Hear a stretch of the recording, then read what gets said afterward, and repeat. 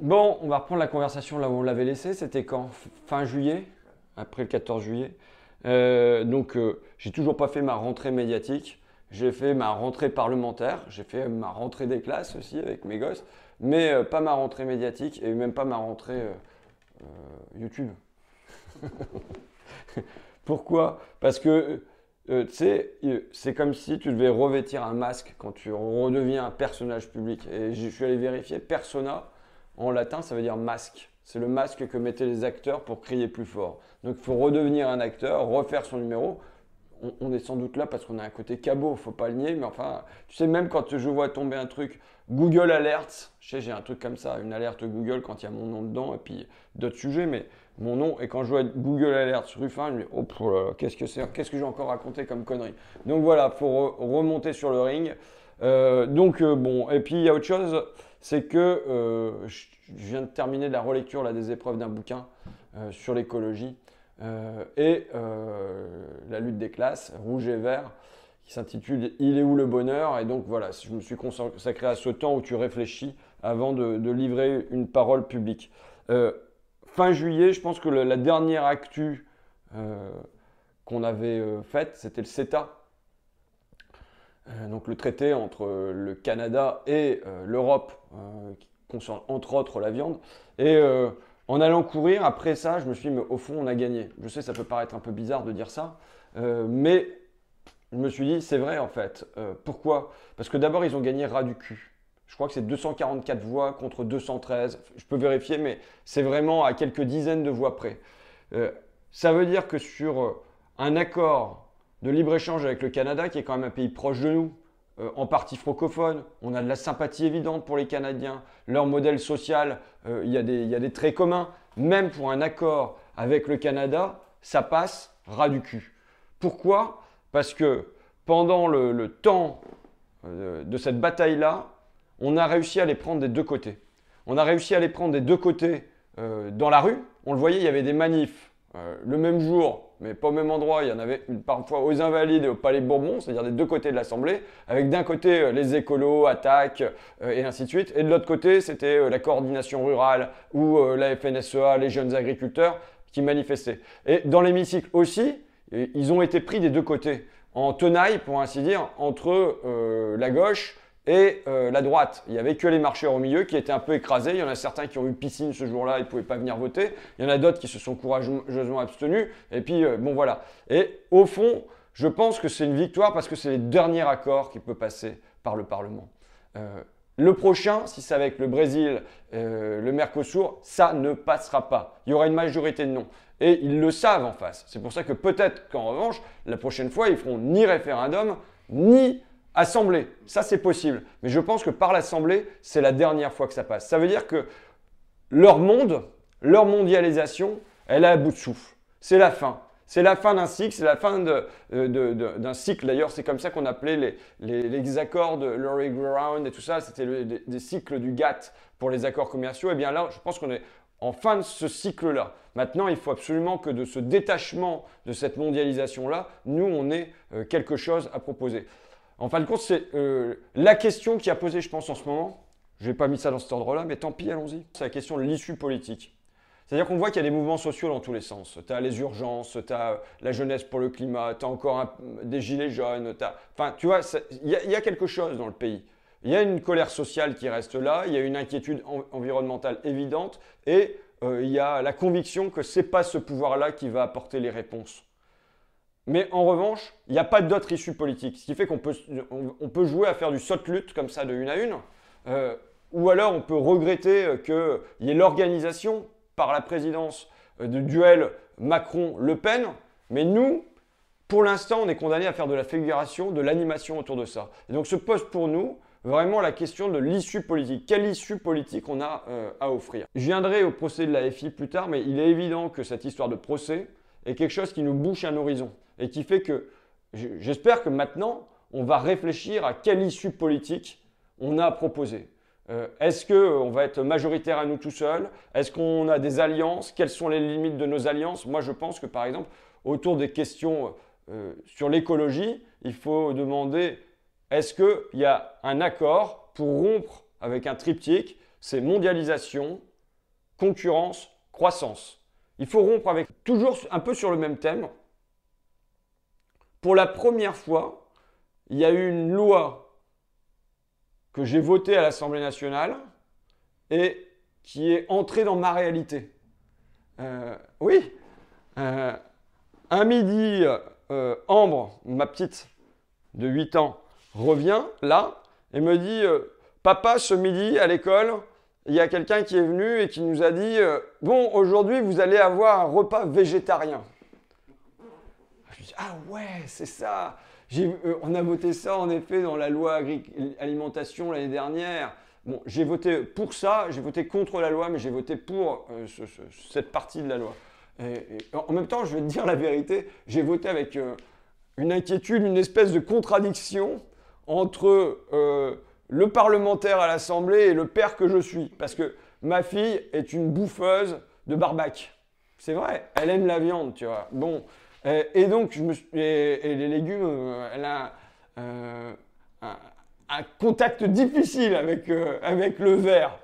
Donc je me disais, bon, elle va faire grève de la faim le jour où il y aura un repas végétarien à la cantine. Donc et là, Ambre, elle revient. Et non, elle me dit, non, c'était super bon, il y avait de la purée, il y avait tout ça. Alors j'étais content, mais c'est la première fois que dans mon existence, il y a une loi que j'ai votée qui entre dans ma réalité, je crois. Et dans le même registre, je me mets en cohérence avec mes convictions écolo, puisque d'abord on m'a offert des pailles en plastique pour remplacer Oh mince D'abord on m'a offert des pailles en verre pour remplacer les pailles en plastique qui sont là-bas. Vous les voyez pas parce qu'on les a planquées, mais elles sont encore là-bas parce que ça me fait suer quand même de les mettre à la poubelle, tu vois, pour la symbolique politique. Mais bon, et donc on m'a offert des pailles en verre avec le petit truc qui rentre à l'intérieur. Normalement, il y en avait 6 et je sais pas pourquoi il n'y en a retrouvé que 3 à l'intérieur. C'est pas pour réclamer au gars qui m'en renvoie, mais... Et, tu le sais, parce que je m'en suis beaucoup vanté, j'ai fait ma première soupe. Oui, soupe au poireau. Je m'étais planté sur les quantités et tout ça. Il a fallu que je regarde sur, je sais pas, cuisinedefemme.com ou un truc, un truc comme ça. Parce que marmiton, c'était de la soupe, mais il n'y avait pas de lait à l'intérieur. Et mes gamins, ils voulaient qu'il y ait du lait à l'intérieur. Donc j'ai trouvé sur un autre site et tout ça. Je suis réputé pour ma nullité en la matière, pour tous les copains. Je ne savais pas ce que voulait dire émincer. Tu vois.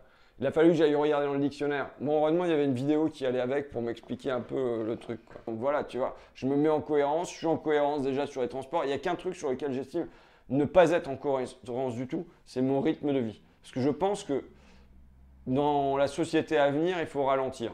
Et j'ai plutôt l'impression d'être un jongleur qui mène 4 vies en une et qui essaye juste que les boules, elles tombent pas au sol et que la famille, ça reste un peu, que le boulot soit fait correctement ici à Amiens, que le boulot soit fait aussi à Paris. Enfin, tu vois un peu, donc j'ai pas l'impression que sur ce plan-là, d'être en cohérence avec ce que je pense. Alors, dans le rythme de dingo, mercredi, on a fait quoi? On a fait BPI, les auxiliaires de vie sociale, le foncier agricole, le Tchad, et le soir, nous le peuple. Enfin bon, tu jongles avec les dossiers. Et la veille, il y avait eu le patron de Total qui est venu. Je ne reviens pas sur le fond, Total, le pétrole, tout ça. Juste une petite phrase qui était marrante, c'est que bon, j'interpelle, Pouyanné il s'appelle, Patrick Pouyanné. Et il me dit, mais monsieur Ruffin, je suis comme vous. Moi aussi, j'aime la nature. Et comme vous, je suis allé cet été au Rwanda voir les gorilles. Bon, alors d'abord, moi, je vais en Ardèche. Je ne vais pas au Rwanda. Mais ça me paraissait marrant parce que ça me rappelle un peu un truc comme tout le monde. Ça, c'est un truc que j'entends. Tu vois, bon, bah, si tu veux... moi, je vais au Resto du Cœur, mais comme tout le monde, il y a des moments tu vas dans des quartiers et c'est comme ça que les gens disent, tu vois. Bon, j'ai des difficultés à vivre, je ne peux pas payer ma facture, j'ai un mois de retard, mais bon, un peu comme tout le monde. C'est aussi une manière d'éloigner la honte de dire ce comme tout le monde là. Et après, tu vas dans d'autres milieux et c'est bon, bah, j'ai un petit voilier à la bol, mais si tu veux, comme tout le monde, tu vois. Et donc, en fait, ça signifie quoi? Ça signifie une segmentation de la société. Pouyanné, il ne se rend pas compte de ce qu'il dit. Dans son comme vous, monsieur Ruffin, je vais au Rwanda voir les gorilles, tu vois. Ça fait partie de son ordinaire et je pense que c'est un ordinaire de classe, c'est pas lui spécifiquement. Et le lendemain, donc, il y avait le patron de la BPI, la Banque publique d'investissement, qui intervenait. Et ça a fait écho pour moi un petit peu à ce, comme tout le monde de chez Total, ils ont inventé un machin qui s'appelle les VTE, les volontaires territoriales en entreprise.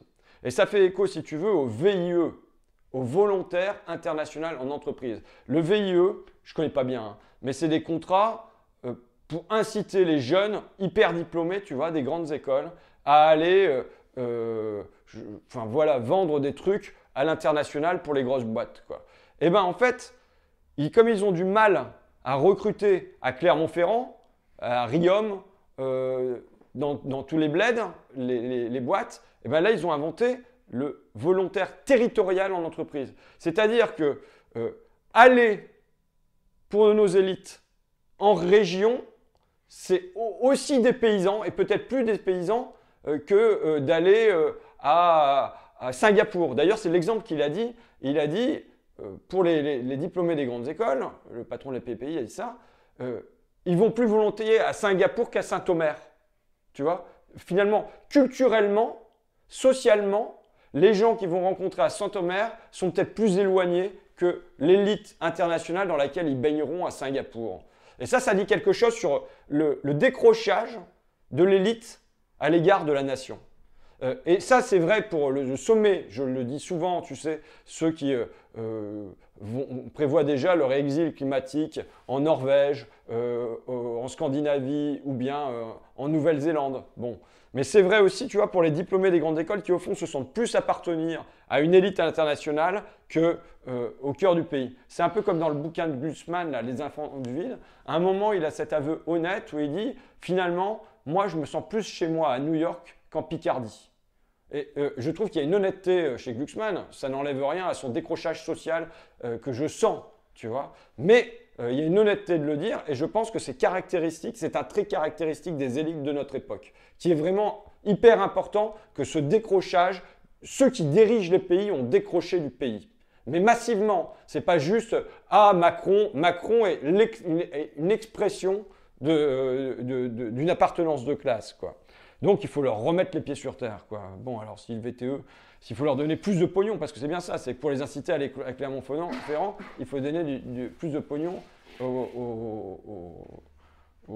élèves des grandes écoles. Alors, ensuite, qu'est-ce que j'ai raconté? Jeudi, qu'est-ce que j'ai fait jeudi? Ah ben, jeudi, je suis allé au procès de la France Insoumise, je suis con, moi.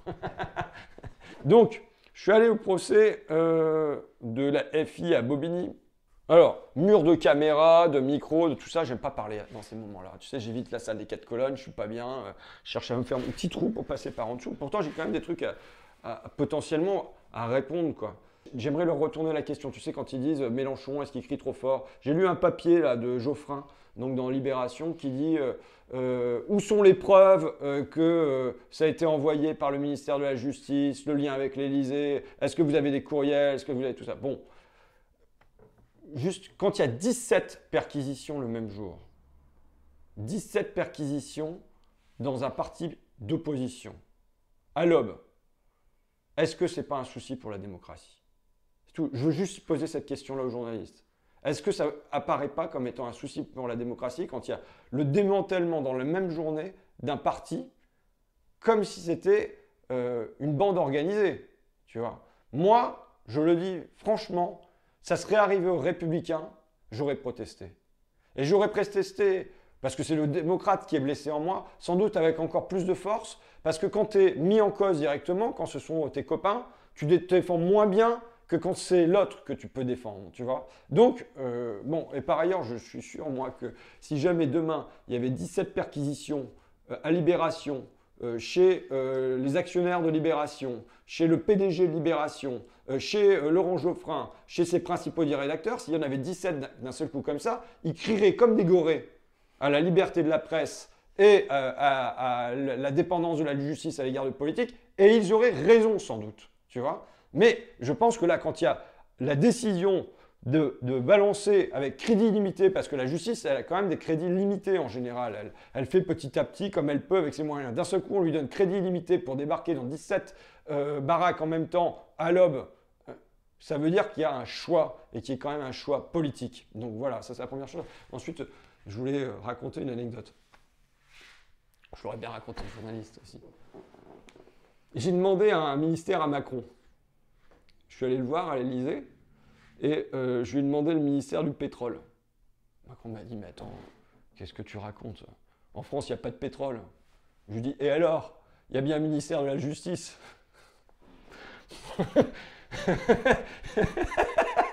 C'est une blague de Nasreddin. Normalement, les blagues de Nasreddin, c'est pour les gamins.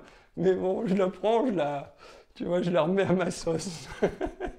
C'est drôle. C'est vraiment une blague texto comme ça? Mais non, pas avec Macron. Mais tu vois, je l'ai reprise. Nasreddin, il va voir je sais pas, le sultan, et il dit, bah, je voudrais devenir vizir du pétrole. Et le sultan, il dit, mais qu'est-ce que tu racontes ici, il n'y a pas de pétrole? Ouais, mais il y a bien un vizir de la justice. Bon, donc voilà, je l'ai remis dans ma sauce. C'est de la connerie, bien sûr, je ne suis pas allé voir Macron à l'Élysée, hein, parce que tu sais, après... alors, enfin, sur ces grandes considérations, que dire encore? J'ai reçu une demande, puisque j'en parlais là. Ah non, parce que Geoffrin, il passe de l'Obs à Libération, de Libération à l'Obs, il fait des allers-retours, donc là, ça m'a fait penser à l'Obs, même si il met maintenant à Libé. Mais, alors, où est-ce que c'est? J'ai eu une demande de Libération, non, de l'Obs. Tu l'as? Bon, ils m'ont écrit un message pour avoir accès à mes frais de représentation, mes frais de mandat, madame, monsieur. Bon, déjà, pourquoi ils me disent pas monsieur? Parce qu'il l'a envoyé à... Ah ben d'accord, ils peuvent faire un effort, ils veulent avoir des informations, ils peuvent faire un courrier personnalisé quand même. Je m'appelle monsieur Ruffin. Bon. Donc, ils voulaient avoir... Ah, il m'explique à quoi servent mes frais de mandat. Ben, c'est bien de me les reprendre. Non, c'est bien. Alors, ils me demandent quels sont mes frais de représentation et de réception. J'aime pas trop répondre à ces questions-là à la presse. Je préfère répondre directement à vous. D'accord? On le publiera peut-être même sur ma page Facebook, tu vois, comme ça. Je dirais pourquoi. Alors, ça représente, qu'est-ce que j'ai dépensé sur l'année 2018 en frais de représentation et réception? 3 150 €, soit 4,89% de mes frais d'AFM, d'accord? 3 000 €, la première dépense, la principale dépense, ce sont les maillots de foot. Je sais, c'est un peu bizarre. Je pense qu'il n'y en a pas un deuxième député qui a ça comme principale dépense de représentation. C'est pourquoi les maillots de foot? C'est parce qu'on a une équipe de foot de députés qui joue moins, il faut bien le dire, mais peut-être que ce serait bien qu'elle reprenne du service. Et donc, on en a eu pour 880 €. Il faut voir que le maillot est superbe. Il faudrait que j'aille le chercher, mais le maillot, il est vraiment beau, quoi. Bon, alors ensuite, j'ai des fleurs parce que j'offre quand même pas mal de fleurs pour les cérémonies du 14 juillet, du 11 novembre et ainsi de suite. J'ai des inscriptions à des tournois de football parce que je joue au football, à des courses à pied. J'ai de l'essence qui était payée pour une manifestation. Alors là, j'ai du maquillage. Alors ça, franchement, je comprends pas. À mon avis, c'était pour une manif aussi parce que je vois ça déguise folie. Tu vois, c'est pas le truc, c'est pas Sephora. Tu vois. Que dire d'autre? Alors quand même, si, il faut que je note 569 € d'achat de vêtements. Bah oui, parce que quand je suis arrivé à l'Assemblée, j'avais pas de veste, j'avais rien. Et c'est au bout d'un an, parce que tu vois, j'en ai marre de faire foutre de ma gueule, je crois. Et donc, je suis allé acheter une veste et une chemise et un pantalon pour avoir l'air normal à l'Assemblée. Voilà. Et écoute, moi, je pense qu'il y a quand même une absence, c'est qu'il n'y a pas mes frais de restaurant. Et je vais quand même au restaurant, j'invite des gens au restaurant toutes les semaines, le mardi et le mercredi. Soit je bouffe un casse-dalle dans mon bureau parce que je suis pressé à 5,90 €, soit je vais au resto et j'invite quelqu'un pour qu'il me parle de la planète, de l'élevage, enfin un peu tout quoi. Et donc c'est moi qui paye le resto et donc ça je pense que c'est intégré à mes frais de réception. Donc on le publiera. Alors pourquoi j'aime pas trop ça? Parce que, et en plus ils vont faire un truc de couverture, j'ai vu. Parce que, ok, on peut dire que c'est l'argent du peuple, donc c'est normal qu'on le sache. C'est comme quand tu vois, quand je vais sur les ronds-points et que les gilets jaunes disent « Ouais, il faudrait baisser les frais du député ». Moi, c'est pas ça la question que je pose, c'est à quoi sert le député? Est-ce qu'il sert à faire la loi ou est-ce qu'il ne sert pas à faire la loi? Pour l'instant, on ne sert pas à faire la loi parce que la loi, c'est l'Élysée qui en décide. Donc, donnons un vrai pouvoir aux députés, ça me paraît être la question centrale. Mais par ailleurs, on ne met pas la lumière au bon endroit. Je veux dire, la lumière, elle doit être mise sur les actionnaires aujourd'hui dans ce pays. Il y a eu un triplement de la part des dividendes dans la valeur ajoutée. C'est passé de 4 à 12%. On sait que les 500 plus grandes fortunes françaises, elles ont vu leur patrimoine être multiplié par 7 en 20 ans. Ils sont passés de 5% du PIB à 25% à l'arrivée de Macron et à 30% aujourd'hui. Donc, si on veut regarder des trucs de pognon, il faut regarder par là. Il faut regarder là. J'ai combien Carlos Ghosn, quand il a utilisé son truc au château de Versailles, ça a fait pour son anniversaire 634 000 euros. Pépi, le PDG de la SNCF, quand ils mettent en scène l'inauguration de la ligne grande vitesse entre Paris et les Pays de la Loire, machin, 6 millions d'euros. Et ensuite, tu as tous les yachts, là, j'ai la liste de tous les yachts. J'ai Martin Bouygues, lui, c'est un avion, 43 millions de dollars. Serge Dassault, 47 millions de dollars. Bernard Arnault, qui offre en cadeau de Noël à ses enfants des actions de LVMH et de Dior, c'est 366 millions d'euros. Alors, on peut dire, ouais, mais c'est pas de l'argent public. Je suis pas d'accord. C'est de l'argent produit par la communauté des salariés. C'est de la richesse. C'est de la richesse qui est à partager. Et donc, toute cette richesse-là, à la place d'acheter des Falcon, des bombardiers, des méga-yachts, des véga-yachts, des super véga-yachts, des joujoux, comme ils appellent ça, qui coûtent 1 million d'euros du mètre, eh ben, ça pourrait servir pour les hôpitaux, ça pourrait servir pour les écoles, ça pourrait servir pour la justice. Donc, je ne vois pas pourquoi il y a un hyper-éclairage qui est mis sur mes machins à virgule, là.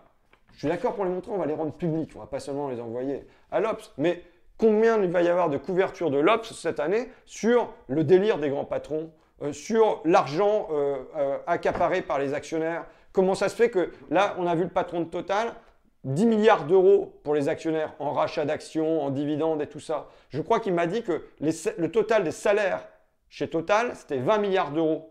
Ça veut dire qu'il y a quasiment autant pour les actionnaires, enfin la moitié pour les actionnaires, que pour les salariés. Mais c'est un truc de dingo, tu vois. Et en investissement, combien on investit dans les énergies renouvelables, tout ça, il me semble, 500 millions d'euros chez Total, c'est-à-dire 5% de ce qu'on verse aux actionnaires. Là, il y a un sujet qui me paraît être un sujet majeur, et c'est comme si, à partir du moment où c'est Sanofi, Total, LVMH, ça ne devait pas faire la couverture des grands journaux. Alors que là, ça se chiffre en milliards, en dizaines de milliards. Tu vois ce que je veux dire? Et donc, voilà, c'est pas parce que je veux pas rendre public mes machins, on va le faire encore davantage, mais parce que je trouve que c'est un arbre qui masque la véritable forêt derrière. Bon, écoute, je voulais faire ma page culturelle à la fin et je voulais le seul bouquin que j'ai lu en entier, parce que tu vois, tu m'as picoré, j'ai lu un peu le bouquin de Nicolino sur les SDHI, j'ai lu un peu un bouquin sur les algorithmes, j'ai lu un bouquin sur la pensée néolibérale, tue la démocratie, je sais plus le titre, mais enfin bon, j'ai lu, je picore comme ça. Moi, il faut dire que c'est pour ça que j'interviens un peu dans les médias aussi, j'aime pas l'actualité. Tu vois, je le dis depuis que je suis journaliste, l'actualité, c'est le bruit des vagues en surface. Moi, ce qui m'intéresse, c'est le mouvement tectonique des plaques en profondeur. Donc, je lis peu la presse et j'essaie de lire beaucoup les livres. Mais le seul livre que j'ai lu vraiment en entier, c'est Civilisation de Laurent Binet. Et j'ai trouvé ça vachement bien. C'est une espèce d'épopée. Je croyais que ça soit un truc à thèse parce que tu sais, l'idée, c'est que ça soit les Indiens qui, à la place d'être envahis par les Européens, ils chassent Christophe Colomb et c'est eux qui envahissent l'Espagne et le continent européen. Bon, et je craignais que ça soit un truc à thèse un peu lourd. En fait, c'est une véritable épopée. C'est une véritable épopée qui traverse la Scandinavie, qui t'amène en Amérique du Sud, qui traverse l'Atlantique, qui raconte toute l'époque de Charles Quint en Europe, la reine Élisabeth en Angleterre. Bon, c'est extrêmement touffu et c'est assez joyeux. Alors, c'est là qu'on voit que ça devait être un bon bouquin, c'est que je ne l'ai plus. C'est simple. Tous mes bons bouquins disparaissent. Il me reste ceux que j'aime pas, bien souvent. Pourquoi? Parce que je dis, tiens, tu devrais lire ça. Et boum, le bouquin, il part. Tu sais, un bouquin, quand tu le revois, tu es content, mais c'est rare, quoi. Mes BD, c'est pareil. Il faut que je les rachète 8 fois pour avoir mes bouquins. Donc, je pense que Civilisation est plutôt un bon bouquin puisqu'il a déjà disparu, tu vois. Bon, donc, je voulais le citer, mais raté. Bon, eh ben, écoute, on va essayer de se remettre en jambes hein, pour causer aux caméras et même aux iPhones. Et puis, on se revoit peut-être la semaine prochaine. Hein? Ça te va?